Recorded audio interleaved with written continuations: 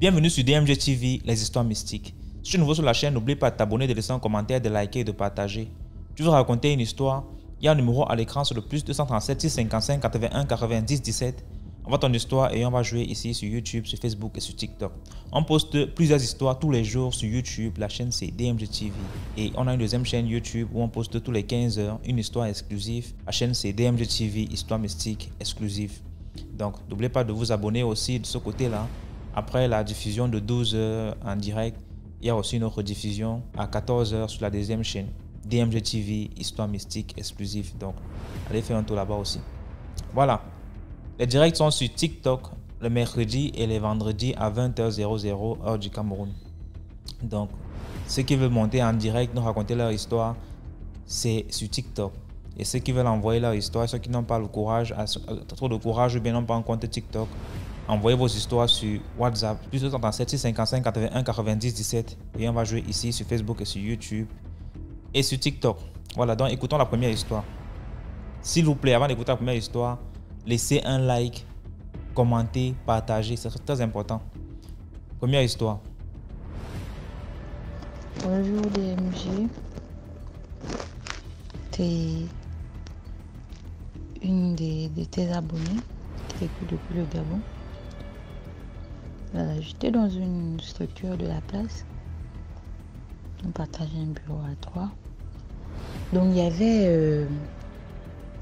je ressentais comme une odeur bizarre, genre une odeur de mort. Donc toute la journée, je n'ai fait que dire ça à mes collègues, il y a une odeur de mort, une odeur de mort. On me dit, comment toi tu peux ressentir les odeurs de mort et tout. J'ai dit, non, il y a une odeur de mort. Maintenant vers 15h, il y a un ami qui est venu me chercher avec son taxi. Et toujours est-il que dans le taxi, je disais, non, il y a une odeur de mort, il y a une odeur de mort, il y a une odeur de mort. Donc lorsqu'il m'a déposé, il a continué à faire son taxi, à tourner dans la ville et tout.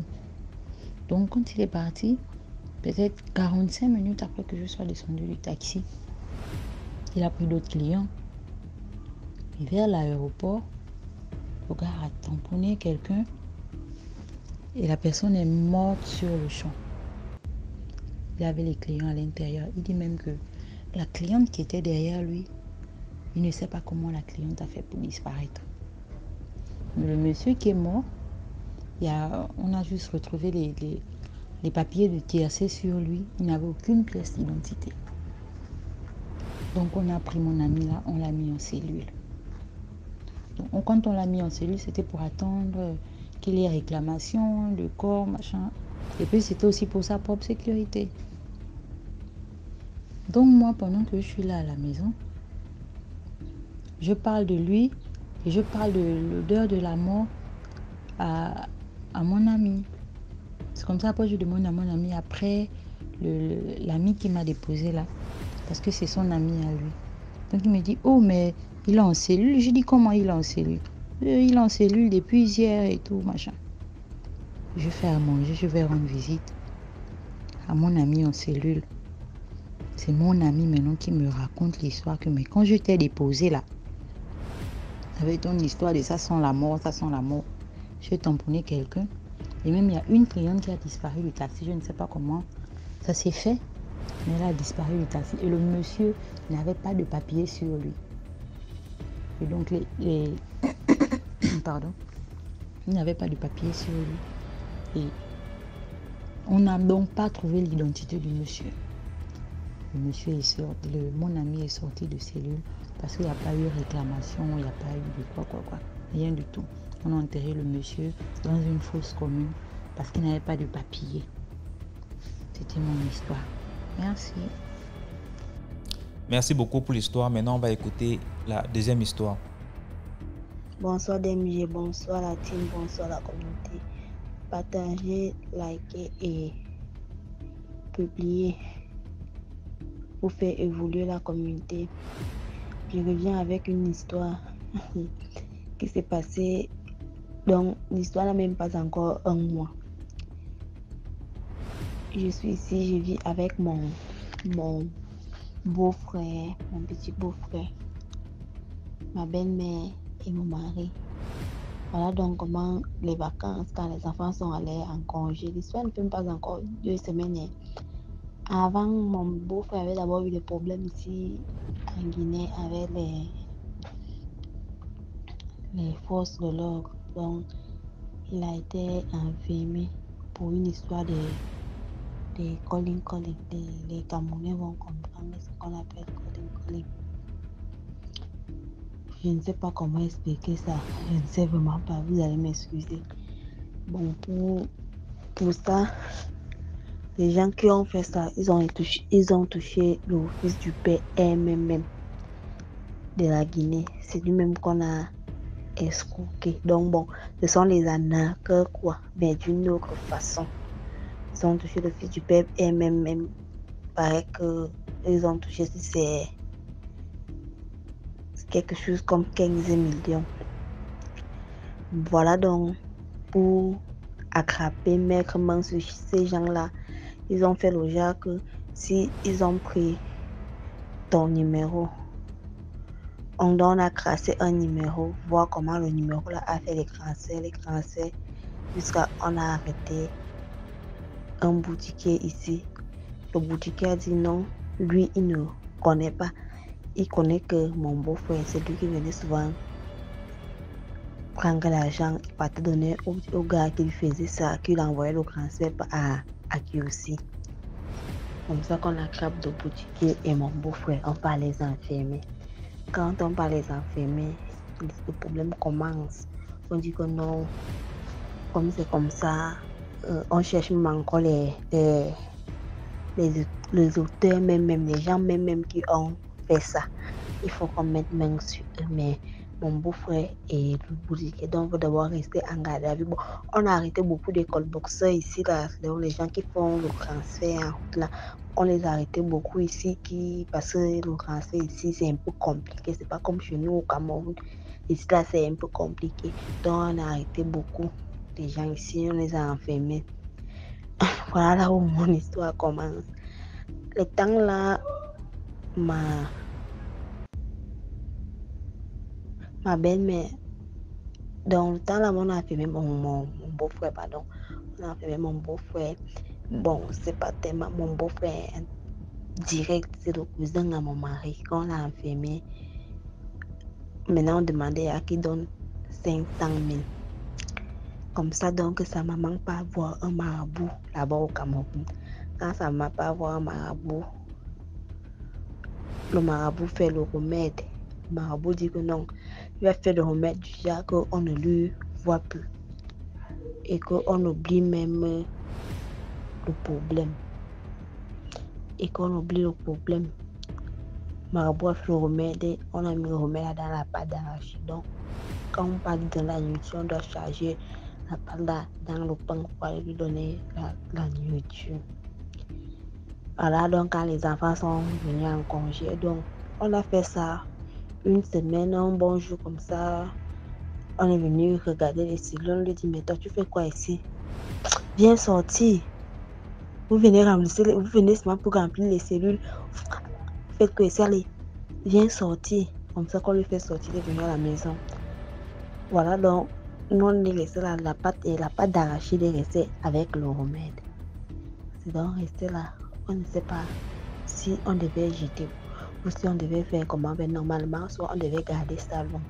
Voilà, les enfants qui viennent donc en congé ou aussi au travail, on avait mis au travail.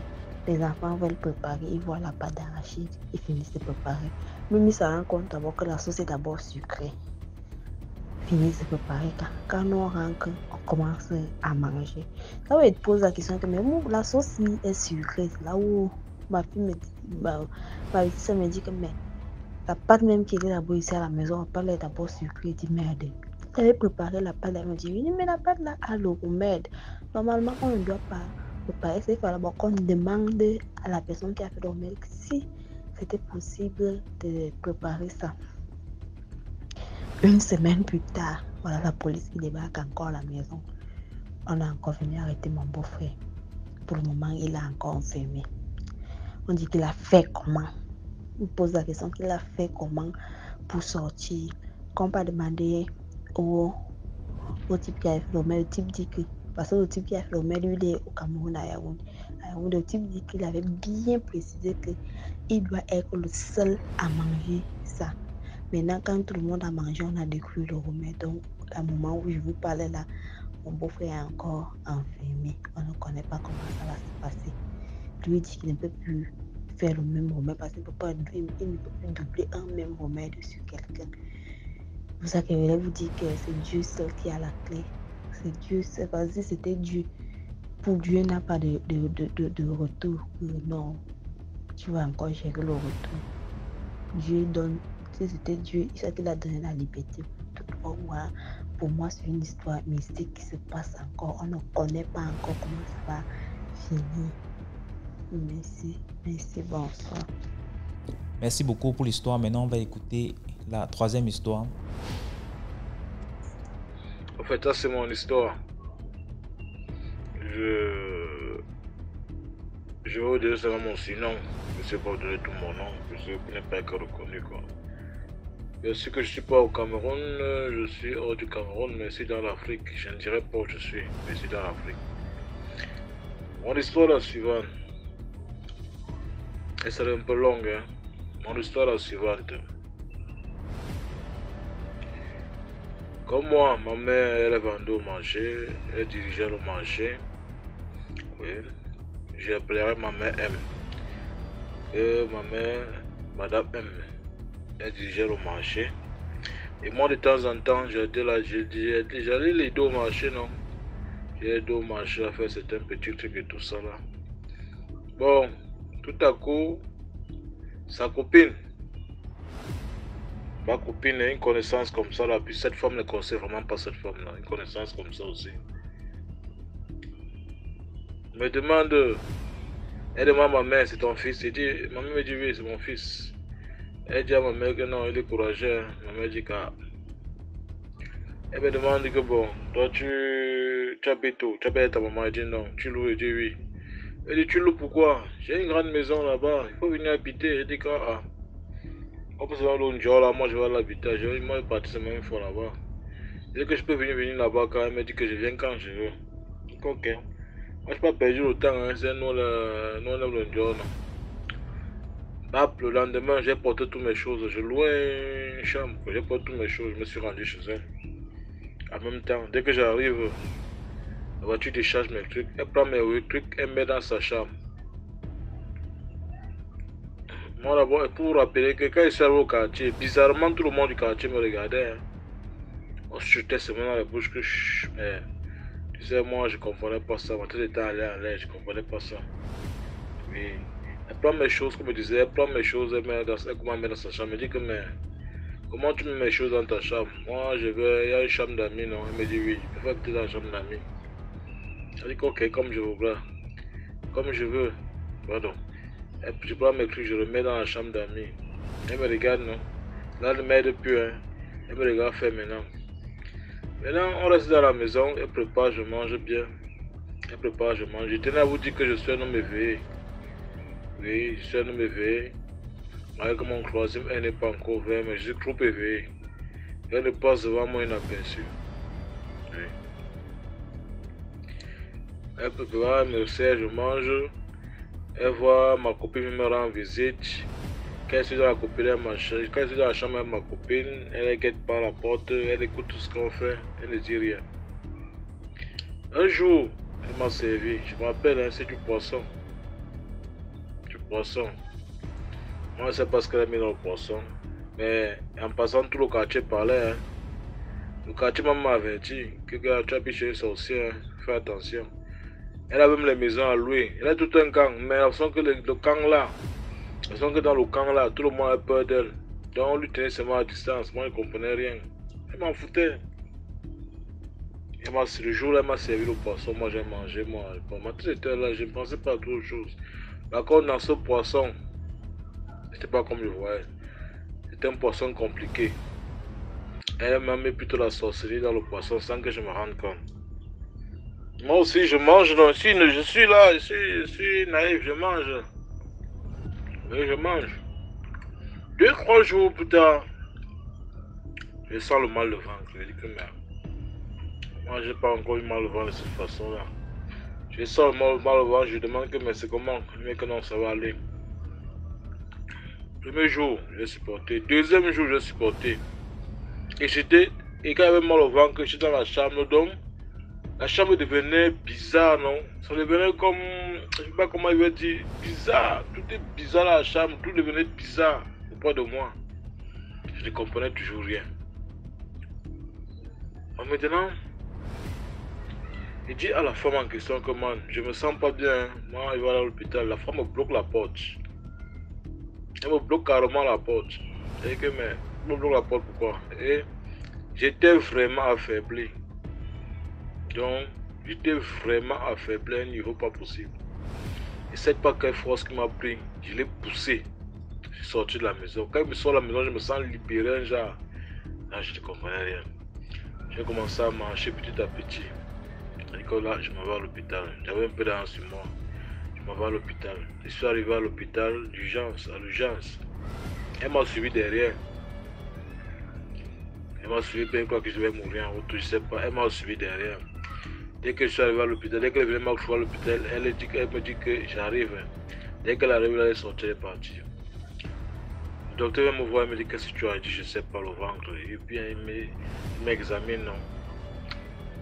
J'avais un peu d'argent sur moi, mais ça ne suffisait pas. Il me dit que bon, toi tu n'as pas d'argent, je vais te soigner comment? J'avais un bon téléphone, j'ai donné au docteur au derrière, le bon téléphone qu'il avait avec le docteur. Fais tout pour me sauver, voilà un téléphone. Si tu fais tout pour me sauver, tu peux prendre au téléphone, tu comprends son argent. Il a dit ok. Il a essayé, il vient me dire que malgré tout ce qu'il fait, il ne voit rien. Il commence ça, il me dit qu'il ne voit rien. Que c'est mieux, il cherche ailleurs. Il me remet mon téléphone. Je suis dépassé, non? Mais il ne voit rien, mais qu'il ne voit rien. Avec toute la douleur là, je porte mes pieds encore. 1, 2, 1, 2, 1, 2, 1, 2. 1, 2. Pour rappeler que Dieu lui m'a tué protégé même. À ce temps-là, je ne croyais pas en Dieu. Hein. Moi, j'étais seulement comme ça, aller en l'air au désordre. J'arrive au marché. Ma mère, elle est en haut. Moi, je peux arriver dans son hangar. Il fallait que je monte. Je suis en bas. Je trouve un petit frère qui a fait du bien, mais que mes grands, qu'est-ce qui ne va pas? Un petit frère, mon ventre, qui est grand. Ouais, il faut qu'on trouve une clinique. On a trouvé une clinique, un petit truc privé. Je me suis installé là-bas, il a payé les premiers frais. Oui. Pardon. Il a payé les premiers frais. Il était à l'hôpital là-bas. On a commencé, on m'injecte, ça ne change rien. On fait tout, rien. On fait tout, rien. J'ai 2 minutes, il faut mon grand frère qu'on appelle mon grand frère. Mon grand frère est venu. J'ai dit à mon grand frère qu'il ne dise pas mon maman. Il est venu, il a aussi commencé à payer les soins là. Il paye les soins, il paye les soins. Il paye les soins. Mais ça ne va toujours pas. La femme qui avait la clinique là, comme elle passait la nuit là-bas, suivait les malades et son matériel, elle me dit que dans la nuit, je me levais souvent comme un robot. Je commence à m'aller dans la chambre comme un robot. Tac, tac, tac. Elle ne comprend rien. Aujourd'hui, je fais l'essai rouge. Demain, je fais l'essai jaune. Après demain, donc, elle me dit que mes essais ont changé toutes les couleurs. Elle ne comprenait rien. Elle-même a vu que c'est mauvais, non? Elle m'a demandé le numéro de téléphone de ma mère. J'ai appelé maman. Elle a donné l'appel à maman. Maman est venue. Maman m'a regardé. Elle m'a regardé. Elle a dit qu'elle a un type si même. C'est parce que toi tu vas mourir. Ce que toi tu fais ici là. Je ne vois pas ce que tu fais ici là. Ma mère m'a remarqué. Ma mère là, j'ai même remarqué que tac. Elle a dit qu'on part. Et ma mère, je suis une de mes tantes. Une de mes tantes qui est sa grande soeur. Elle fait soin avec les herbes et tout ça là. Nous sommes arrivés là-bas. Elle me dit à ma mère que cet enfant c'est en train de partir. On l'a empoisonné. Son poison n'est pas comme tous les autres poisons. Lui, il est en train de partir. Si tu t'amuses, lui va partir. Oui. Ma mère aussi, elle a pris ça comme ça. Elle m'a ramené à la maison. Elle veut voyager. Son cœur dit qu'elle ne voyage pas. Elle veut voyager. Elle a fait toutes les affaires. Elle est même sortie de la maison pour partir. C'est parce qu'il a pris. Elle est revenue. Mais non, je ne vais pas laisser le type ci. Je suis à la maison, le ventre. Donc c'est comme si on est en train de couper les intestins dans mon ventre. Le ventre du tout. Le ventre chauffe. Le ventre chaud veut dire que ouais, merci. Je pleure. Les voisins de ma mère, qu'est-ce qu'il y a dit qu'on ne comprend pas. Je pleure, je pleure, je pleure. Je pleure tous les jours. J'ai peut-être fait 3 jours. Ah oui, j'étais devenu comme les squelettes. Je suis un homme bien costaud. Je suis à plus de 110 kilos. J'étais devenu comme les squelettes. Je pleure.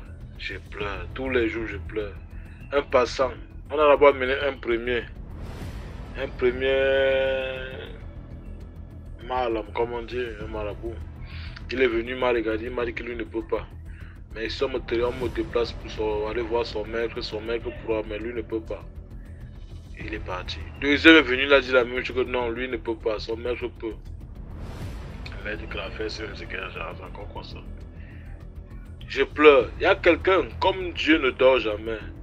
Il y a quelqu'un, un bamoun qui passait. Un bamoun qui passait. Il est venu, il a cogné la porte. Il est ancré. Il dit à ma mère que moi je passais, j'entends les cris. Qu'est-ce qui ne va pas l'enfant?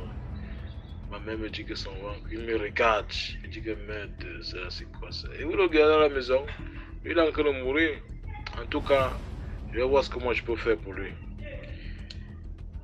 Ce bamoun, ce qu'il a fait, il me demande, il me touche. Il me dit, ça va? Je dis oui. Ça va pas. Il dit que c'est quoi? Je vais t'aider. Il faut que tu me dises la vérité. Est-ce que tu as déjà tué quelqu'un dans ta vie? Tu as versé le sang de quelqu'un dans ta vie? Je dis que non. Il me dit que si tu mens, le maire ne va pas donner. Si tu dis la vérité, le maire va donner. En l'instant là, il a coupé quelques feuilles de macabre. Il a encerclé une partie sur mon ventre. Il a pointillé avec la lame. Il a dit à ma mère que je vais préparer le combat. Mais pour l'instant, elle est stabilisée. Et net, qu'elle a fait ça, la chose qui bougeait dans mon ventre arrêtait de bouger. Donc elle a stabilisé d'un coin dans mon ventre. La chose est calée là, ça ne bougeait plus. Donc le masque s'est arrêté. Elle dit à ma mère que demain, je me prépare au combat. Demain, j'arrive. Ouais, demain, j'arrive. Ce que tu vas faire, elle dit ce que ma mère va faire. Tu vas préparer la pâte d'arachide. Tu vas laisser le baba se buller. Je vais reprendre ça après le vêtement. J'ai passé la nuit, j'ai dormi quand même. Hein. Mais dans la nuit, dans le rêve, c'est des combats pas possibles. Je te jure, des combats pas possibles. Laisse-moi vous dire que même nos familles, nos parents qui sont morts la veille sur nous, hein, semblent arriver sur nous. Ouais. Des combats toute la nuit, dans la nuit, pas possible. On me défend à gauche, on me défend à droite. La femme là, elle va souvent me couper ma tête seulement. Bon, ce qui se passe le lendemain, il est revenu. Il est venu avec certains produits là. Il est venu, il a fait ce qu'il a fait, il a invoqué ses paroles, bon, et tout ça. Il a pris un produit, il m'a donné de boire. Il a pesé, il m'a donné de boire. Voilà, DMJTV. Je me suis levé donc, j'étais couché, je suis monté, tant que je suis monté en suspension, comme la magie, je suis monté en suspension. Je suis retombé sur j'étais au salon. Sur le canapé, tac. Je me suis levé là comme un robot. Tac, en même temps. J'ai commencé à vomir en chiant. Je dis bien, je vomis en chiant. Je vomis, je chie. Je vomis, je chie. Il me regarde, il secoue la tête. Il me dit que non, ça va aller. Je vomis, je chie. Je vomis, je chie. Dès que un temps, il m'a donné un dernier produit, oui. J'ai bu. En même temps, dès que j'ai vomi, il y a un cri comme le scorpion. C'est sorti, il a arrêté, il a emballé 5 fois. Il a demandé à ma mère la pâte d'arachide. Il est parti sans tourner le dos une fois. Il est parti sans tourner le dos. Ouais. Une fois, il est parti. Je dis que ouais. Et laisse-moi vous dire, hein, c'est calmé. Hein. Je me sentais, je me suis levé, ma mère me dit que merde. Je dis que oui, je me suis levé, je me sentais un peu. Là, j'ai commencé à manger, elle me fait un peu bouillon, commencer à manger. Comme notre porte a 2 portes, il y a une porte qui est par derrière qui met aux toilettes, il y a une porte centrale. J'ai dit que j'ai chaud. Ma mère m'a positionné devant la porte qui va aux toilettes là, par derrière là. Elle a fait un petit matelas là, j'étais couché là. Donc tout le monde était un peu discret dans la maison. Comme ça allait déjà, tout le monde, chacun essaie un peu de s'occuper à faire quelque chose. Bon maintenant là, je suis en train de dormir. Dans mon sommeil, je vois cette même femme avec 2 personnes, 2 gaillards. C'est ce qu'elle me dit.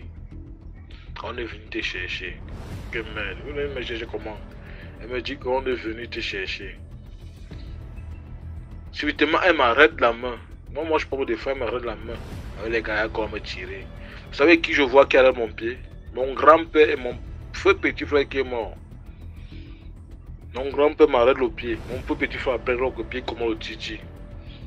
Mon grand-père tire, la femme tire avec ses gars. Mon grand-père tire, la femme tire. Jusqu'à mon grand-père et mon petit frère ont réussi à me tirer, me ramener dedans. Je me suis réveillé subitement.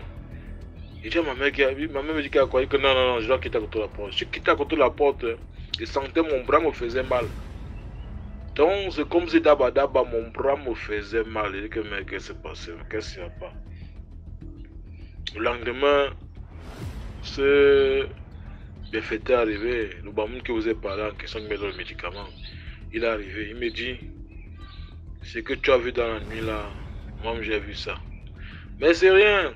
Je vais les montrer, je vais les faire. Il m'a donné un autre produit, il m'a dit ça, tu vas mettre dans la bouche, tu vas mettre quelques gouttes dans l'eau, tu vas te laver après, ceci, tu vas te engraver, tu verras. Comme il a dit, j'ai mis dans l'eau, j'ai bu quelques gouttes, je me suis lavé avec. Je me couche, je dors le lendemain. Dans le sommeil, je vois comment cette femme est revenue avec ces mêmes garçons. Vous savez quoi, je me retrouve à main? La machette. J'ai une machette à main. Je suis debout bien portant. Ça c'est dans le rêve. Hein? Je suis debout bien portant avec la machette à main. Je suis en haut, elle est en bas. Je demande aux acteurs, tu veux faire quoi? Elle me dit qu'on est venu te chercher. Elle n'a même pas fini la parole de chercher. J'ai commencé la course avec la machette. Je voulais la couper seulement. Elle est couru avec les jets, comme j'étais en haut. Et c'est quand elle a commencé à partir en courant, j'ai poursuivi. Donc elle s'envolait seulement, non. J'ai poursuivi cette femme-là. Il était tard du jeu que je reviens encore, tu vas voir ce qui est arrivé. Je me suis réveillé. J'ai commencé à... Je me suis réveillé comment? Donc c'est comme si je venais de passer ça là. J'ai commencé à sourire. Quand je me suis réveillé, j'ai dit que waouh. Elle me dit comment, explique à ma mère sourit, ma mère rit aussi. Le lendemain, mon bienfaiteur est arrivé, le bamoun que vous avez parlé. Il m'a dit, tu as vu ce qui s'est passé? Il m'a dit que oui. Il m'a dit que c'est bon, elle ne peut plus jamais revenir. Oui, elle ne peut plus jamais revenir. Elle ne peut plus revenir sur cette forme-là. Laissez-moi me dire qu'elle est revenue maintenant physiquement. J'étais dans ma conversation, elle était couchée au salon. Je m'ai couché au salon et ma mère. Ma mère étant fatiguée, tous ces jours qu'elle a veillé sur moi, étant fatiguée, vraiment, respectons le maman là. Étant fatiguée, la femme s'est ancrée maintenant physiquement. Et quand ma mère est fatiguée, elle me regardait qu'elle est vue, j'ai sauté. Il dit à ma mère que pardon, elle ne doit pas m'approcher. Que pardon, elle ne doit même pas m'approcher. Ma mère a demandé qu'elle recule un peu. Mais qu'elle reste un peu le côté là-bas. Elle dit à ma mère que comme ma mère est fatiguée, ma mère peut aller se reposer, se laver, se reposer, elle va veiller sur moi. Ma mère, j'ai dit à ma mère que je ne peux pas. Ma mère que là, c'est impossible, elle ne peut pas veiller sur moi. Mieux elle parte. Mais elle rentre chez elle. Elle a tourné que non, il faut le laisser, il a habité chez moi, je le connais. Ma mère a dit que là, moi j'ai dit que là, tu ne peux pas laisser, tu ne peux pas veiller sur moi aujourd'hui là. Ma mère a dit que non, pour aujourd'hui là, il faut laisser. Elle a fatigué, c'est mon fils. Il est porté pendant 9 mois, donc je le connais plus mieux que toi, donc il faut partir. Elle est partie. Je me suis rétabli avec tous ces médecins, mes médicaments traditionnels, je me suis rétabli. DMG, quand je suis reparti dans son quartier, donc tout le quartier est sorti pour me regarder. Tout le quartier est sorti pour me regarder. Les vieilles, non, les vieilles femmes là, les vieilles mamans que tu connais que non, elles sur moi connaissent quelque chose. Donc elles quittent seulement pour me regarder que mais le gars c'est encore en vie. C'est ce qui s'est passé. Elle est partie chez elle, mon peu de choses qu'elle avait, elle a emballé. Elle a mis devant la porte. Elle a dit au quartier que je suis mort. Donc quand on m'a vu, tout le monde me voyait comme moi revenant, que Lucas c'est encore en vie. Oui, j'étais encore en vie. Je suis mon traitement jusqu'à tout définir. Maintenant, cette femme-là, les sorciers sont courageux. Maintenant, c'est que sa façon de m'affronter, c'est que quand elle me voit passer, elle m'appelle par derrière. Un jour, je me suis tourné vers elle et que tu sais quoi, le jour que tu vas encore m'appeler, je vais couper ta tête. Donc ne m'appelle plus jamais quand tu me vois. Elle est partie, elle a sauvé, elle est partie. Jusqu'à ce jour, je suis resté en paix. Oui. C'est pour vous dire ceci que dans la vie, c'est pas à tout le monde qu'on peut faire confiance. Oui. Vraiment, cette histoire-là, ça m'a vraiment marqué. Et laisse-moi vous dire que Dieu que vous voyez là, ne simplifie pas Dieu. Il y a beaucoup qui disent qu'à Dieu, même sans que tu ne pries, Dieu te protège.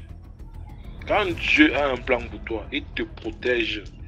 Parce qu'il sait que non, il a besoin que tu vas faire comme ça dans l'avenir. Même si tu le crois par lui. Mais un jour, tu vas croire en lui. Il te laisse le temps. Oui, en te protégeant. En fait, chacun va tirer aussi sa... Chacun a son point de vue. Vous savez que chacun a son point de vue, non? Chacun va aussi voir, tirer le sort de cette histoire-là. Oui, mais moi, faites seulement attention. En tout cas, prenez soin de vous, DMG TV, partagez, likez. Bon, ça, c'était ma petite histoire. Merci beaucoup pour l'histoire. Maintenant, on va écouter la 4e histoire. Bonjour DMG, bonjour la famille DMG. J'espère que tout le monde va bien. Je vais aller un peu plus vite parce que apparemment il y a trop de plaintes comme quoi je vais pas assez vite. Bon, on va aller contre sa nature. Alors aujourd'hui c'est l'histoire de... Je vous ai dit j'avais trop d'enfants, trop d'enfants. Bref, c'est un garçon là. Il est déjà un monsieur, il faut que j'arrête d'appeler des petits garçons. Donc, il se balade avec le petit. Ils sont... il va, en fait, on va l'appeler Didier. Bon, Didier va avec son ami. Il a besoin d'aller tirer 20 €, c'est la fin du mois. Bon, on n'attend pas grand-chose, on se dit qu'un petit 20 € quand même. Voilà. Quand il arrive... pour tirer 20 € avec sa carte, le distributeur lui donne 10 balles. Ça veut dire qu'il regarde, il voit que il ne peut pas tirer les 8 € restants, il y a eu des frais, je ne sais pas trop quoi.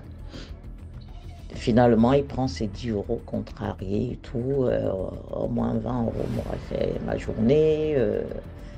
Bon, ils arrivent à un carrefour. En traversant le carrefour, il y a 10 €. 10 € posés sur le carrefour, au milieu du rond-point. Le mec, il dit, bah voilà, je voulais 20 €, Dieu m'a complété avec 10 €. Son ami qui lui dit, écoute-moi, collègue, on sait très bien qu'on ne ramasse pas les trucs. Comme par hasard, 10 € qui te manquaient se retrouvent où? À un carrefour. Vraiment là, franchement, ne touche pas. On sait en Afrique tout ce qu'on dit, mais ouais, mais moi je m'en fous, je suis né ici, les histoires d'Afrique, du bled, et des superstitions et tout, à la mormon, superstition, né ici ou pas né ici. Mais il faut causer avec les anciens, il faut savoir, si tu ne sais pas, va sur Internet, je te dis, on ne touche pas. Même à la plage, là, nous on voit des bijoux avec des pierres dessus, on ne touche pas.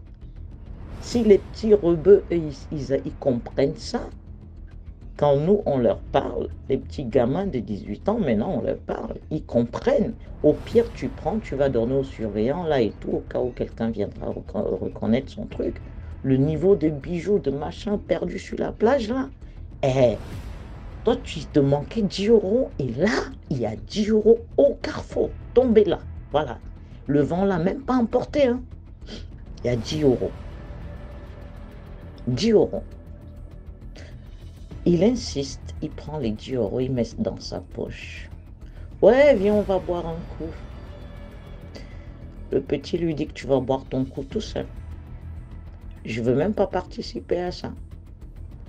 Je veux pas être complice de ça, quoi. Prions le bon Dieu que ce soit un bon 10 €. Mais vraiment en plein carrefour, c'est le carrefour où il y a tous les malheurs sur terre. Le mec il dit vas-y c'est bon. Et non, non, moi je prends ma route, je veux même pas être témoin, j'en ai assez vu. Bon, il n'y a pas de nouvelles, il n'y a pas de nouvelles pendant un moment, il n'y a pas de nouvelles. Écoute, une semaine, 2 semaines, c'est pas normal. Il appelle son ami et tout, qu'est-ce qui se passe? Depuis la dernière fois, je n'ai pas eu tes nouvelles. C'est quoi ton salaire? Tout est bon? Aïe, quand c'est bon, on n'appelle pas les potes. Il lui dit, il faut qu'on se voie. Il faut qu'on se voie. Il dit, oh, vas-y, passe chez moi, je bouge pas. Son ami arrive avec des lunettes tout noires. Eh ben, écoute, c'est la nuit, t'es à la maison, qu'est-ce que t'as avec tes lunettes? Il dit rien. Il vient, il lui pose une bouteille, tiens, il verse le verre. Il enlève ses lunettes. Les yeux sont enflés. Il lui dit, regarde mes yeux. Regarde mes yeux. Regarde dans quel état je suis. Regarde ce que je porte. Je ne me lave plus. C'est ma seule tenue. Eh, mais qu'est-ce que tu racontes? Tu rigoles ou quoi? Et tu sais ce que ça m'a foutu? Tu sais ce que je viens de traverser? 2 jours après notre séparation, ma meuf, elle me fout dehors. On n'a jamais eu de problème. Et l'excuse, c'est quoi? L'excès de tromperie ou de coquillage. Et mais depuis quand? J'ai pas le temps, moi. Je vais au boulot, je rentre normal. Comme par hasard, les réseaux sociaux où on est ensemble, les mon chéri, les machins, et qu'on ait bien mon téléphone, avec les petits mots, les petits cœurs que tout le monde envoie à tout le monde. Madame s'est accrochée à ça. Ou elle avait déjà un nouveau mec, moi j'en sais pas. Donc quand il rentre chez lui, après le boulot, parce que je pense que je peux le dire, les Uber là, les taxis, voilà. Avec sa voiture, il essaye de vivre sa vie, il gagne sa vie. Il gagnait sa vie comme ça. Ici, c'est simple. Quand tu arrives, on a changé la serrure et ton baluchon est devant la porte. Ton petit baluchon.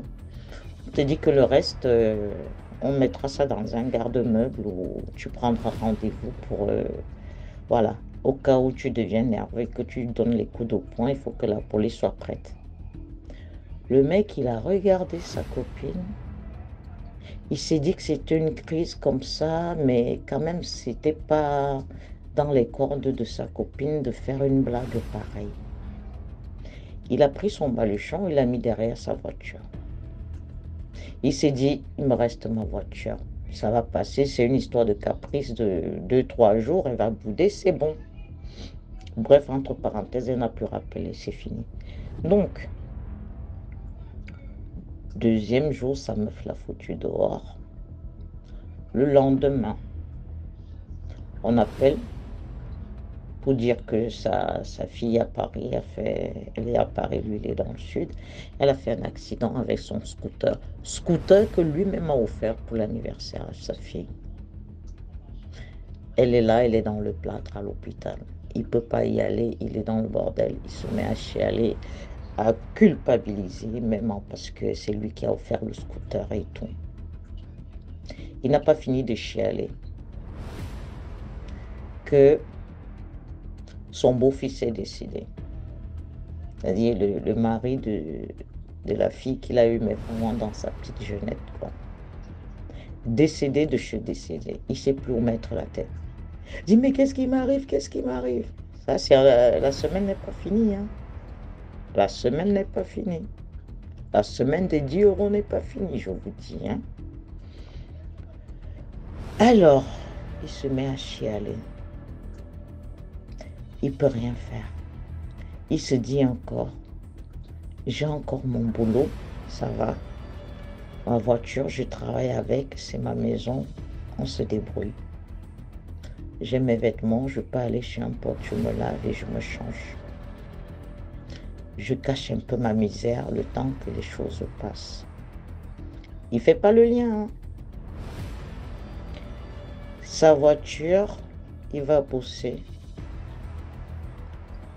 Le 5e jour, Il va pour prendre la douche et tout ça. Quand il revient, sa voiture a disparu.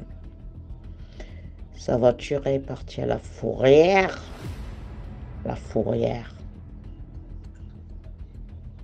Avec tous ses vêtements, ses papiers, tout ce qui vont avec. Le mec, il est resté comme ça. C'était le pompon.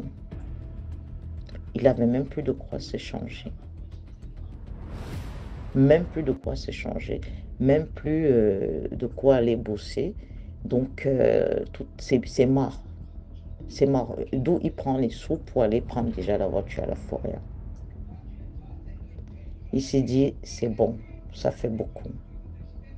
Il a voulu déranger personne. Il a commencé à dormir dans les cages d'escalier. Il a commencé à dormir dans les cages d'escalier. Avec les vêtements, machin. Franchement, il se disait, je ne veux emmerder personne. C'est pas possible ce qui m'arrive. Je ne veux emmerder personne. Donc finalement, quand le petit l'appelle et tout, au moins il sait que avec lui ils peuvent parler, ils sont originaires quand même du même pays. Il revient, il lui dit, regarde ma gueule, voilà tout ce qui m'est arrivé et tout. Il y a de quoi la mâchoire se décolle, quoi. Je dis, bah, dis donc, poisse pour poisse, c'est le pompon, quoi. J'ai dit, ouais, je sais pas, je comprends pas. Il dit, écoute. Tu te souviens des 10 euros? Ouais, mais quel rapport? Tu te souviens des 10 euros? Mais arrête de me parler des 10 euros, je te parle de ma vie, là. Et je t'ai dit quoi? Qu'on ramasse pas les sous, les bijoux, les conneries par terre. Et le pire, c'est que il te manquait 10 euros quand on allait au distributeur, tu voulais 20 balles. Tu as pu prendre 10 balles, il te manquait 10 balles. Et comme par hasard, on trouve 10 euros dans un carrefour, sur un carrefour posé là. Le vent, tout ça, machin. Non. Le billet de 10 euros, bien craquant comme ça, il t'attendait, il t'a fait ouh, c'est moi. Et toi, comme par hasard, t'as pris. Je t'ai parlé, je t'ai déconseillé, je t'ai pris tout ce que j'ai entendu du bled d'Afrique, t'as pas voulu comprendre. Ah ben voilà. Donc, au point où t'en es, tu devais commencer à prier et tout. Ah ben moi, je sais pas prier, hein, je sais pas prier. Moi, je suis né ici. Bah, tu es né ici, ça veut dire que tu sais pas prier. Ça veut dire quoi, ça? Je sais pas comment on prie. Aujourd'hui, on peut savoir prier, ça ne veut pas dire réciter des trucs avec des chapelets. Parle à Dieu comme si tu parlais à ton père. Vas-y. Mets-toi dans un coin, pleure, mets-y, mets le paquet. Mets le paquet, balance toutes tes conneries qui t'arrivent au bon Dieu. Ben sinon, tu as le téléphone qui te reste. Alors, tu vas sur YouTube, tu trouves le niveau de prière de ceci, de cela. Et au pire des cas, il y a des sommes. Il y a 150 sommes. Quand même tu mets ça, ça récite tout seul, tu médites dessus, sur les 150 sommes. Franchement, ça te fait une bonne douche, quoi. Ça équivaut à un lavage, quoi. Ça équivaut à un bain de prière. Vas-y, mets-toi à fond. Le mec, il se dit, ben, je sais pas par où. Arrête de dire, tu sais pas par où commencer, hein. Franchement, écoute, ta mère, elle est à Paris. Voilà, ta mère, au moins, elle est pas née ici, elle sort du bled. Alors, appelle ta mère, tu lui dis ça. Oui, mais, écoute, hein, quand ça va pas, on appelle sa mère. Même à 100 ans, on appelle sa mère. Les mères ont toujours des solutions. Appelle ta mère. Parce que ce qui te reste là, c'est de perdre ta tête. Au point où tu en es là. Dormir sur les cages d'escalier, je peux te dire, mon pote, tout le monde peut le faire. Beaucoup de choses t'attendent encore. Oui, mais j'ai peur, j'arrive pas, je fais des cauchemars. Je te dis, appelle ta mère, moi je te dis. Le mec, il a appelé sa mère après. Il a tout balancé à sa mère. Sa mère a dit, il n'y a pas de problème.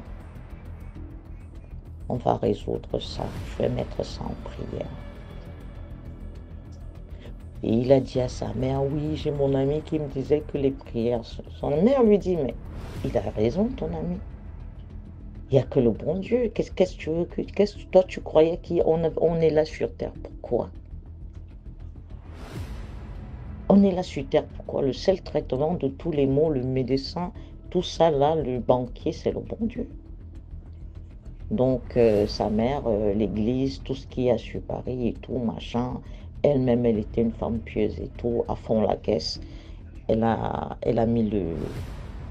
Elle est partie en quatrième vitesse, hein. Elle a mis le truc, elle a mis à fond la patate, les prières, hein. Donc, le gars, je peux vous dire que la poisse s'est arrêtée. Enfin, les couilles, toutes les couilles qui lui arrivaient se sont un peu arrêtées.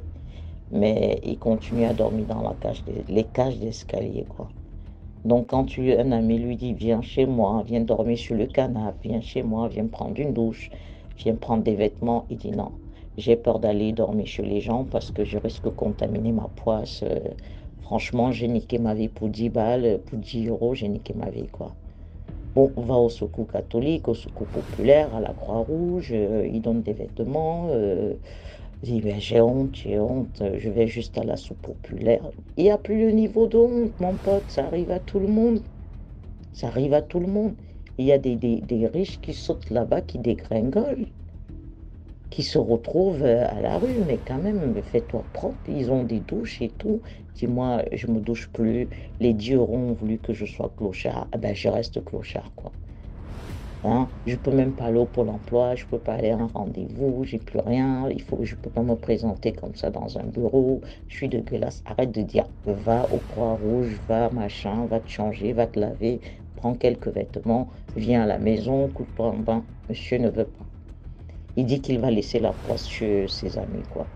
Et que vraiment, vraiment, ces 10 euros là ont niqué sa vie. Si l'entité des 10 euros, c'était son but, mais tu aurais pu laisser ta tête et dire, bah, peut-être les prières de ma mère, hein. Si je suis pas mort, mais vraiment les 10 euros, si ça a voulu que je sois à la rue, clochard, bon, ben, je reste à la rue et clochard, quoi. Donc, il est encore là. Il faudrait que ça lui passe, hein. S'il se décide pas lui-même à se lever et tout ça, peut-être il faut un choc pour qu'il se décide.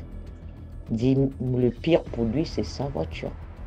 Sa voiture, c'était son gagne-pain, sa voiture, c'est devenu sa maison, hein, il cachait un peu sa misère et tout, mais sans voiture, comment tu bosses?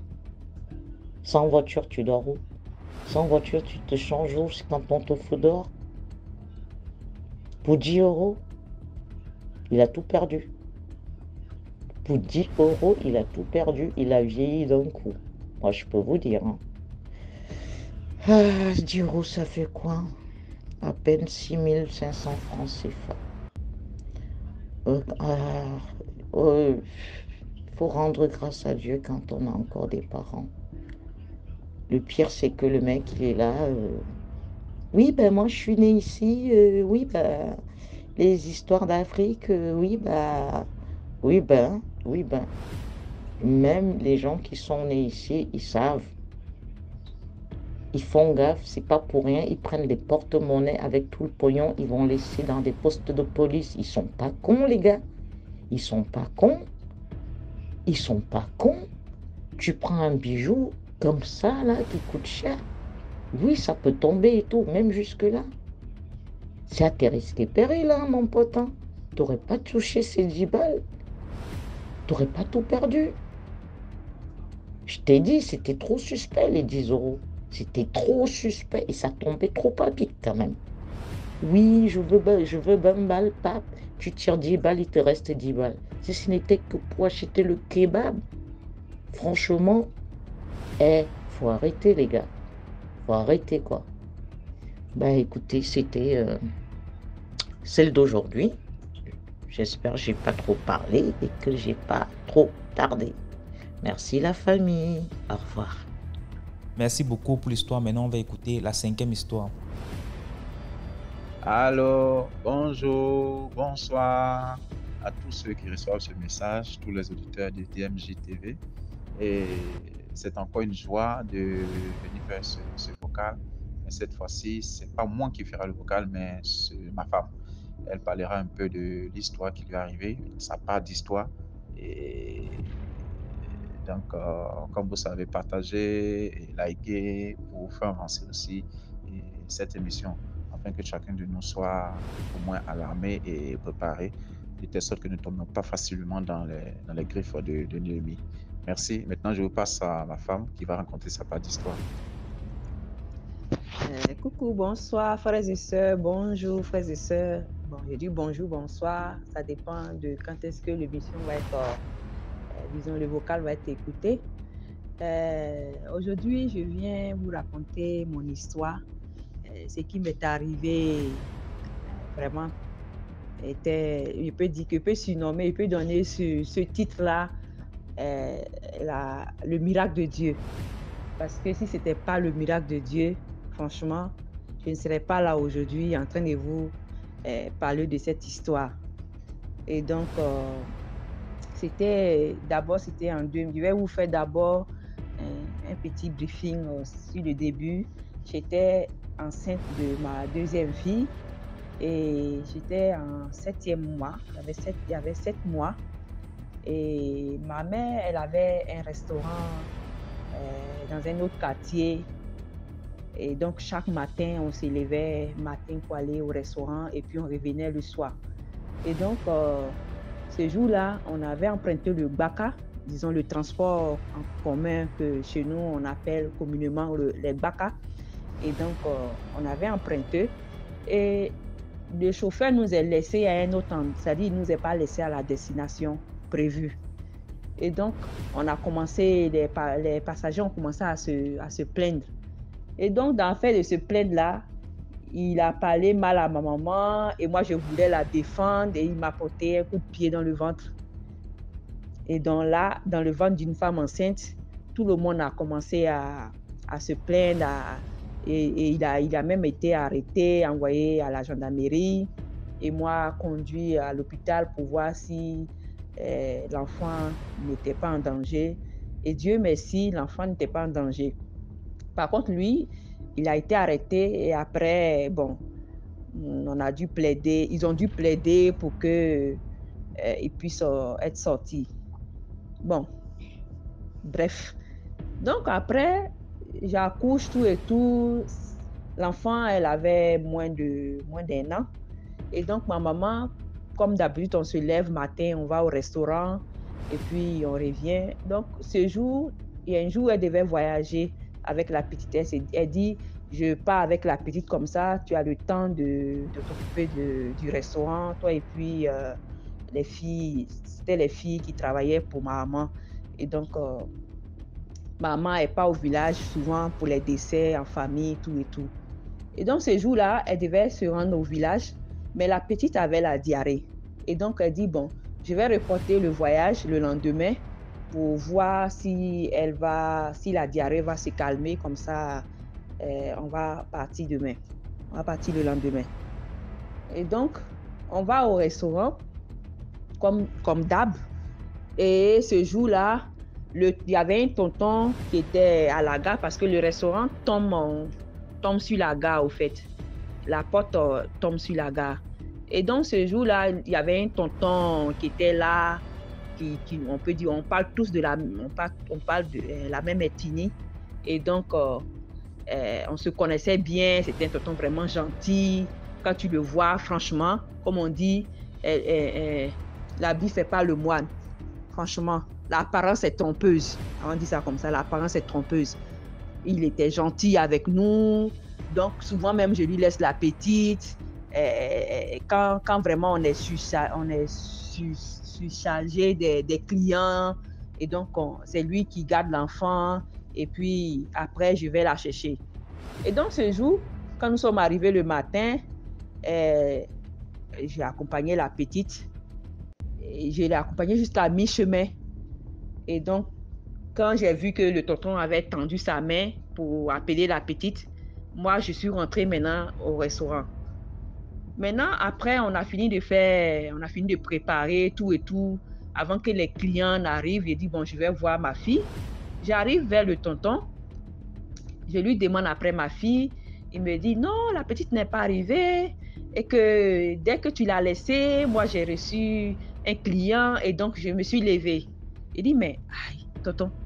La petite était déjà presque arrivée vers toi quand moi je me suis tournée pour rentrer dans le restaurant. Et donc, c'est pas possible qu'elle n'est pas arrivée auprès de toi. Il dit non, elle n'est pas arrivée. Mais une petite fille, moins d'1 an, qui faisait à peine, disons, qui marchait pas bien, on peut dire, donc elle peut pas aller loin. Si quelqu'un l'a pas pris, elle peut pas aller loin. Donc, on a commencé à regarder un peu de gauche à droite, puisque à la gare, tout le monde nous connaît. Parce que père à son âme, mon père travaillait là, et donc tout le monde nous connaît ma mère, connaît moi, et donc l'enfant ne pouvait pas, à la gare même, tout le monde connaît l'enfant, tellement elle est bien pour télé, tout et tout. Tout le monde jouait avec l'enfant, donc elle ne pouvait pas aller loin. Et on demande aux personnes à qui on connaît, ils disent non, on ne l'a pas vu. Il y a d'autres qui disent non, on l'a vu avec le tonton. Et lui, il dit non, que lui, l'enfant n'est pas arrivé vers lui. Et donc, on était mélangés, on ne savait pas quoi faire. On s'est promené dans la gare, tout et tout. On ne voyait pas l'enfant. Et donc, maman, elle est partie au commissariat. Elle allait demander là-bas aussi. Ils ont dit non, il n'y en a pas eu. Ils ne sont pas venus nous déposer une petite fille ici. Donc, on a commencé les recherches. On a commencé les recherches jusqu'au soir. On ne voyait pas l'enfant. Et donc, ma mère, elle était obligée de retourner à la gendarmerie, disons au commissariat, pour faire la déclaration de perte. Et donc, elle a fait la disparition de perte. Excusez-moi mon français. La disparition de perte. La disparition. Si j'ai fait des erreurs, pardonnez-moi parce que franchement... et donc, elle a fait la dénonce et ma maman, il fait nuit, elle dit qu'on parte à la maison. Elle dit non, moi je ne vais pas. Je ne peux pas partir sans ma fille. La personne qui a pris ma fille, qu'il vienne me prendre aussi, parce que moi je ne peux pas partir à la maison. Elle dit non, allons-y parce que la gare c'est dangereux et donc si tu restes ici, c'est vrai, tous ceux qui sont ici nous connaissent, mais la nuit tu ne sais pas qui. Donc, c'est dangereux, il faut qu'on parte à la maison. Et donc, vu tout ce qu'elle me disait, je ne voulais pas aussi rester. Et puis, demain, quand elle ne va pas me retrouver, moi aussi, ça va devenir encore 2 pertes.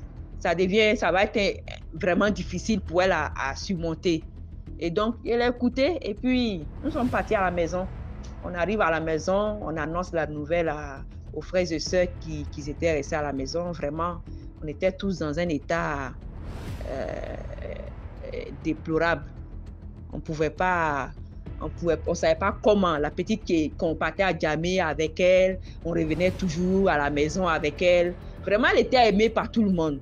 Donc, rentrer à la maison comme ça, sans elle, franchement, mes frères et sœurs, ils ne savaient pas quoi dire. Donc, ma maman, elle a dit qu'on parte voir sa mère spirituelle. On part voir sa mère spirituelle. Dès qu'on arrive chez elle, vraiment, je vous dis que Dieu est merveilleux. Parce que Dieu, il parle vraiment à ses fidèles, il parle vraiment à ses enfants. Ceux qui ont donné réellement leur vie à Dieu, Dieu leur communique chaque jour. Et donc, on arrive chez la maman. La maman, elle souriait parce qu'elle savait déjà, elle avait déjà reçu le message. Elle avait déjà vu la vision. Donc, ma maman, pourtant ma maman ne l'avait pas appelée en son temps. C'est pas qu'on pouvait se permettre des téléphones cellulaires comme aujourd'hui pour dire non, s'il y a un problème, je peux appeler quelqu'un facilement, non. Et donc, on arrive là-bas, elle prie, et puis elle nous donne la vision pour dire que la personne qui a kidnappé la petite n'était pas loin, que la personne est tout près de nous, que l'enfant elle-même va désigner qui l'a kidnappé. Donc, elle nous recommande de ne pas s'inquiéter, que l'enfant va être retrouvé. Que la personne qui a pris l'enfant a pris avec les mauvaises intentions, mais il ne va pas pouvoir faire quelque chose avec l'enfant parce que Dieu ne va pas permettre. Et donc, quand elle nous a dit ça, ça nous a un peu rassurés. Et puis, on est retourné à la maison. Le lendemain, on est reparti sur les lieux et on a continué les recherches. On n'a pas retrouvé l'enfant. Ma maman est retournée au commissariat et ils ont dit aussi qu'ils n'avaient pas encore vu un enfant. Et donc, on était là, on continuait dans la prière. Et comme ça, l'après-midi, le commissariat appelle parce qu'il y avait un numéro fixe qu'on avait laissé. Donc, ils appellent, ils disent qu'ils ont retrouvé une petite fille qui ne savent pas si c'est ma fille ou pas. Et donc, ils ont retrouvé, on ne sait pas qui l'a déposée. La personne l'a déposée devant le commissariat, c'est-à-dire devant le portail. Et donc, eux, quand ils ont ouvert le portail, ils ont vu la petite qui avait vraiment fait du caca sur elle. Elle était vraiment sale. Et vu qu'elle avait la diarrhée, ça fait qu'elle a perdu du poids. Donc, ils étaient obligés d'aller acheter des pots, la laver de l'eau et la laver, acheter des nouveaux habits pour elle. Et donc, ils ont même mis poudre sur elle, tout ça. Comme en Afrique, quand on retrouve les enfants, on met poudre sur les enfants pour dire on t'a retrouvé. Et donc, ils appellent ma maman arrive là-bas et elle voit que c'est la petite. Vraiment, c'était la joie. Parce que si ce n'était pas Dieu, je pense que le diable allait terminer ce qu'il avait prévu. Mais Dieu ne l'a pas permis. Et donc, on l'a retrouvée, la petite, et on l'a ramenée. Et comme la maman spirituelle avait dit que la petite elle-même allait désigner qui l'a kidnappée, effectivement, c'est ce qui s'est passé. C'est-à-dire, nous-mêmes, quand on l'a retrouvée, on l'avait carrément oublié la partie-là. Et donc, un jour, on était assises devant le restaurant. Il y avait une barrière. Il y avait genre une clôture bien fermée. On ne savait pas que le monsieur en question, le tonton en question était assis derrière. Parce qu'il y avait les personnes, genre comme s'il écoutait, il était assis là pour nous espionner, pour voir ce qu'on était en train de dire. Mais l'enfant a soulevé une paire de chaussures et elle a lancé avec une force, franchement, je ne sais pas quelle force. Et la chaussure a sauté la clôture et allait taper le monsieur en question. Et lorsqu'il a tapé, la chaussure a tapé le monsieur, il a crié « Aïe! Qui m'a lancé la chaussure ?» Et il se lève, il lève la tête, il regarde l'autre côté de la clôture où nous sommes assis et on lui dit « Ah, désolé, c'est pas une grande personne qui a lancé la chaussure, mais c'est la petite qui a lancé la chaussure. » Et là, il ne savait pas quoi dire, il n'avait pas de mots, il n'a pas pu dire un mot. Il s'est retourné et puis il est parti dans son coin. Et c'est là, ma maman et moi, on s'est regardés et on s'est rappelé de ce que la mère spirituelle avait dit, que l'enfant elle-même allait désigner qui l'a kidnappé. C'est là qu'on a compris. Et plus tard, le monsieur, il a perdu son boulot. Il a perdu son boulot et je l'ai rencontré un jour dans le quartier. Vraiment, il ressemblait à un clochard. Il ressemblait à un clochard. Il était devenu fané, bizarre, sale. Franchement, je ne l'avais pas reconnu. Pour dire que ce que je voulais donner comme conseil à mes soeurs, disons à mes frères aussi, faites attention. Parce que très souvent, je ne dis pas que tout le monde est pareil. Très souvent, nous avons des gens qui nous entourent, nous avons des personnes qui sont auprès de nous, qui voient l'étoile brillante de nos enfants et ils volent l'étoile de nos enfants. Souvent, ils peuvent même faire du mal à l'enfant sans que, nous, en tant que parents, on ne soit, disons, au courant. Parce qu'on pense que ces personnes sont des bonnes personnes qui nous entourent, qui sont auprès de nous. Ah, tata, pardon, tu peux veiller sur ma fille. Ou bien, tonton, tu peux veiller sur mon enfant. Tu penses que la personne fait avec bonne foi. Or, la personne est en train de faire quelque chose de mauvais à ton enfant. Souvent même, peut-être l'enfant va disparaître. Comme ma fille, elle s'est perdue. Ce n'était pas que Dieu, on n'allait pas la retrouver. Tu vois. Et la personne va lever sa main comme ça, fiant, pour dire non, je ne l'ai pas vu. Pendant que c'est lui-même qui est en train de faire du mal à ton enfant. Et il est assis là, il te regarde, tu es en train de pleurer, souffrir. Mais lui, au fond de lui, ça lui fait plaisir. Donc, faisons attention. Faisons attention. On n'a pas dit que, je ne suis pas en train de dire que tous ceux qui sont autour de nous sont méchants, mais faisons attention. Parce que les enfants, souvent, ils ne savent pas parler et donc, ils ne vont pas vous dire ce qui se passe. Si vous ne les demandez pas, ils ne vont pas dire. Aujourd'hui, ma fille, elle est devenue femme. Elle est à l'université. Et quand je la regarde, j'oublie souvent ce qui s'est passé. Mais aujourd'hui, quand j'ai écouté l'émission, cette semaine, je pense qu'on a parlé beaucoup des enfants. et de dire, ben, tiens, j'ai mon histoire qui est là, que j'ai jamais parlé de ça. Et ça va me faire plaisir que quelqu'un écoute et que ça conseille aussi la personne c'est-à-dire ça attire l'attention aux gens de faire attention. Non, c'est ça. Vraiment, merci. Et Ok, merci DMG, c'était tout. Au revoir. Partagez, likez, c'est un peu ça, c'est ce que je voulais dire comme conseil.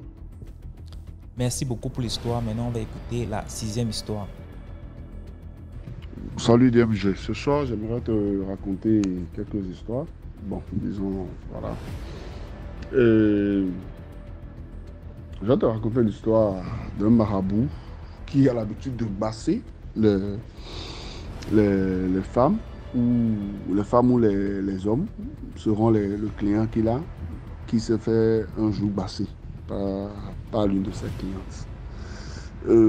L'histoire est la suite. Et le monsieur a l'habitude de recevoir une dame pour qui il a l'habitude de faire des travaux. Et une fois, cette cliente est venue avec une copine à elle pour des rituels. Et le monsieur a commencé par courir après cette dernière, genre la dame l'intéresse et tout.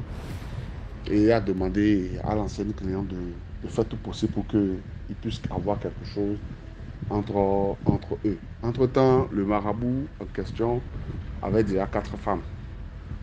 Donc, comme c'est quelqu'un qui a un peu les moyens et tout, et la copine de sa cliente aussi s'est intéressée et la relation a commencé.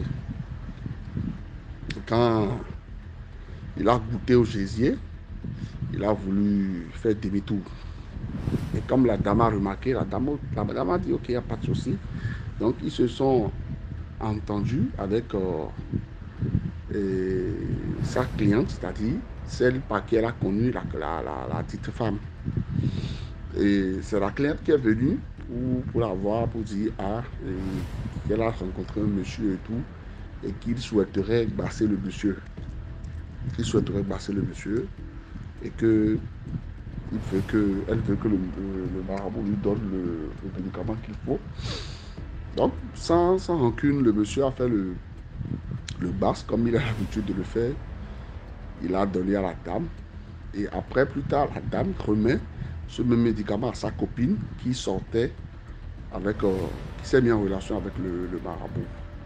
Et cette dernière a commencé par injecter ça dans la nourriture du monsieur jusqu'à ce que le monsieur ait vraiment tombé fan. Il a épousé cette femme légalement après et bienvenue les problèmes.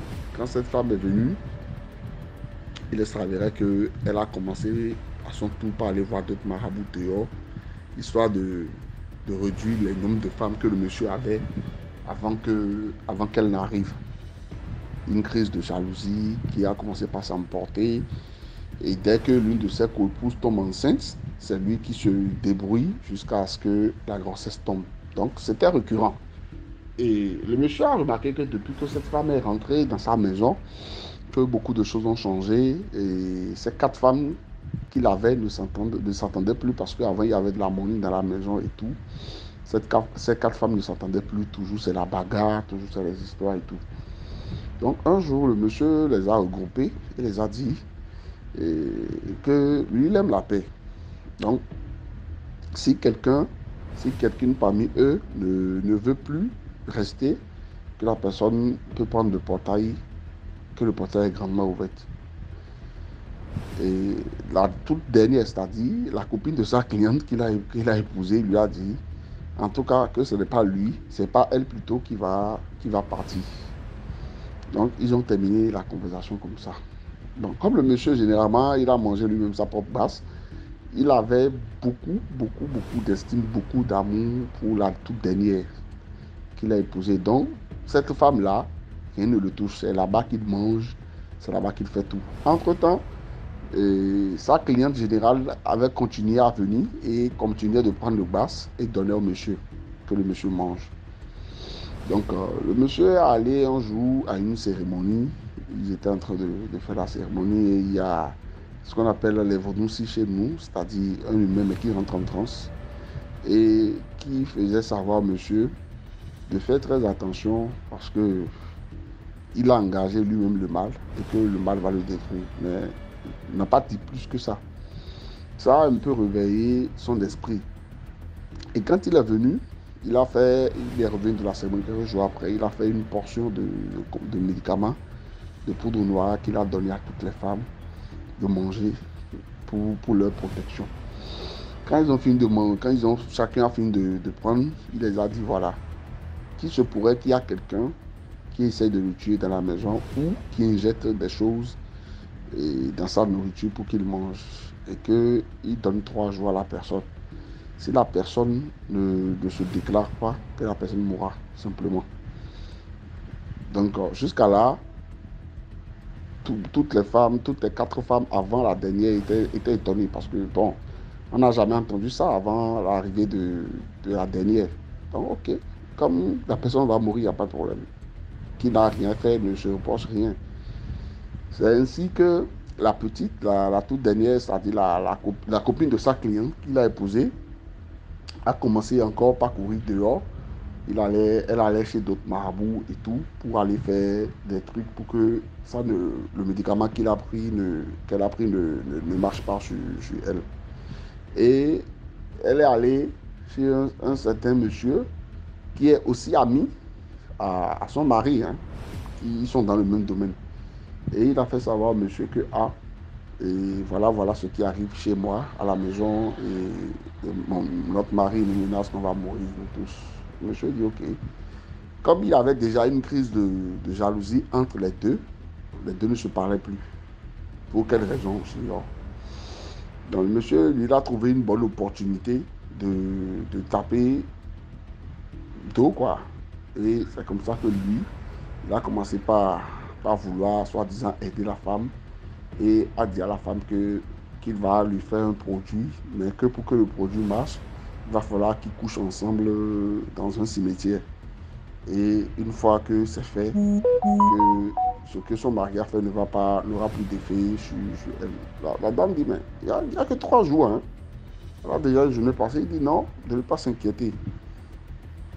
Ils se sont donné rendez-vous un soir. Le monsieur dormait déjà dans l'une des chambres de sa femme, puisque c'est une grande maison à étage. Et donc, la dame, elle sort tranquillement et elle rejoint l'ami de son mari. Ils sont partis, effectivement, dans le cimetière, ils ont fait leur rituel, un cercle dans lequel ils ont fait l'amour, et près d'une tombe. Et ils ont fait ce qu'ils doivent faire. La dame est rentrée. Le matin, incapable, elle ne peut plus se lever. Ses pieds se sont enflés complètement. Le monsieur, mais tout allait bien jusqu'à hier soir. On s'est bien vu hier soir. Qu'est-ce qui s'est passé? Donc c'est là que le monsieur dit, bon, si tu ne peux pas te lever, j'appelle un médecin et tout pour qu'on voit. Et ils ont appelé un médecin qui est venu à la maison. Entre-temps, ils ont découvert que la dame avait un problème de tension. Tantôt, c'est du diabète, tantôt, bref, il n'y avait plus de maladie fixe. À chaque analyse, il y avait une qui disparaissait et un nouveau qui venait. C'est vrai qu'après les 3 jours, la dame n'est pas morte, mais elle est tombée malade et petit à petit, elle s'est paralysée. Et quand le monsieur consulte ses esprits, on lui dit que la femme doit se confesser. Sinon, qu'il n'aura aucune solution pour qu'elle s'en sorte.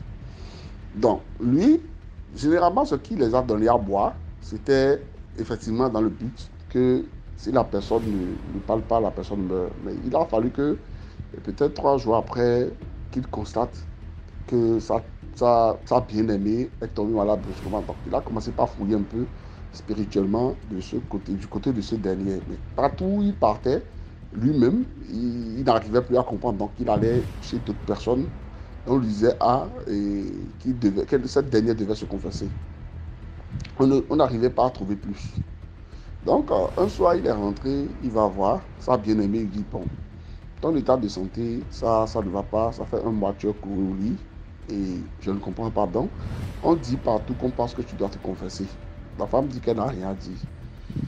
Et que même si elle avait quelque chose à dire, qu'elle ne le dira pas. Que ce sont ses co-épouses qui l'ont rendu paralysé par jalousie parce qu'ils savent que le monsieur l'aime. Bon, d'un côté aussi, le monsieur dit c'est vrai parce que depuis que tu es venu, l'ambiance a changé dans la maison, donc c'est peut-être une crise de jalousie. Et un soir, non, 2 ou 3 jours après cette conversation qu'ils ont eue, la dame a commencé par crier. C'est-à-dire, sa dernière femme a commencé par crier dans la chambre toute seule. Et dans le cas dit, ils sont là. Le monsieur part voir, mais qui sont là? Entre-temps, le monsieur, il a perdu son père. Il a perdu sa mère. Donc il dit que voilà son père et sa mère qui forcent l'entrée de sa chambre. Ils veulent rentrer dans la chambre avec des bâtons sous prétexte qu'ils vont la taper. Alors que chez nous, ici au Bénin, généralement, quand une femme commence par voir ça, c'est qu'elle a trompé son mari. Donc, le monsieur a compris tout de suite qu'il y a quelque chose qui n'allait pas. Le lendemain, il est allé voir celui qui l'a initié et lui a posé un peu le problème qui se posait dans sa maison. Et ce dernier s'est déplacé avec lui, il est venu dans la maison, ils ont balayé la maison, ils ont pris les ordures, ils sont allés pour faire les rituels qu'ils devaient faire. Tout s'est bien passé et dans la même soirée, la femme fait une crise, elle meurt. Et quand la situation est arrivée, ça dit la cliente du monsieur par lequel il a connu la dite femme a cessé brutalement de venir chez lui. Lui-même, il prend son téléphone, il dit ta copine est décédée et tout, depuis qu'on l'a enterrée, je ne te vois plus, qu'est-ce qui se passe? La dame lui fait savoir qu'elle aussi, elle est très malade depuis un certain temps et que ça ne va pas. Donc le monsieur a trouvé ça bizarre. Ok, dis-moi là où tu es, je vais te rendre visite. Donc le monsieur part, généralement c'est sa cliente, il part avec des petits traitements pour aider la dame et tout. Et c'est là où la dame lui dit, bon, je vais te dire quelque chose. Et c'est comme ça que la dame a fini par se converser à ce marabout pour lui faire savoir que, et voilà, tout ce que tu me donnais pour aller passer en frère, c'était pas moi, mon mari, que je voulais passer, mais plutôt c'était ta femme défunte qui le voulait pour te passer, pour que tu l'aimes. Et après, il est allé voir telle personne, ils ont fait ça.